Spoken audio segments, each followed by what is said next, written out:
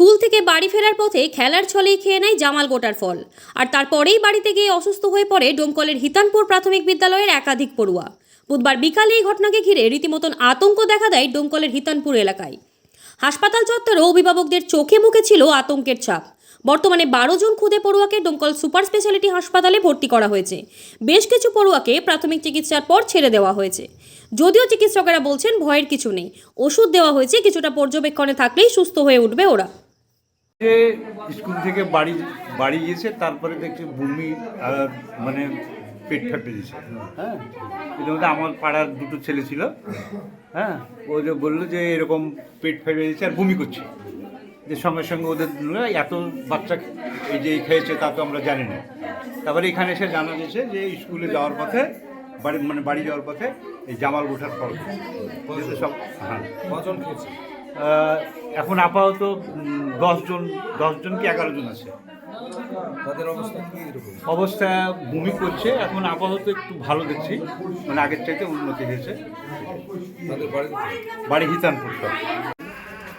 ওই বাচ্চাগুলো বাড়ি যাওয়ার পথে ওই জামাল গুঠার ফল খেয়েছে এরকম বলছে। আমরা তো তখন যাই না, স্কুলে তো খেলিয়েছি, সব খেললো, সব বাচ্চা খেলো, ডিম ভাত হয়েছিল, আজকে ভাত নিয়ে বাড়ি গেছে। তারপরে আমাদের কাছে ফোন আসছে যেরকম বাচ্চাগুলো অসুস্থ, তারপর তো সবাই আমরা হসপিটালেই আছি।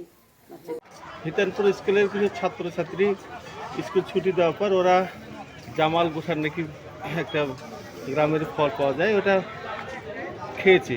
মানে বাড়ি যাওয়ার পথে হয়তো খেয়ে নিয়েছে বাচ্চা ছেলে।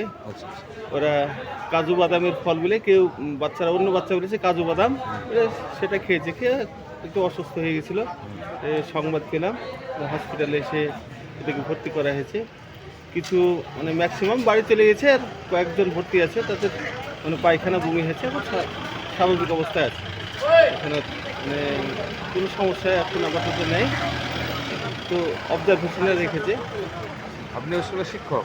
হ্যাঁ, ওই স্কুলে আমি প্রধান শিক্ষক। সুনিতা, মুর্শিদাবাদের সর্বকালের সেরা এবং ঐতিহাসিক বস্ত্র প্রতিষ্ঠান।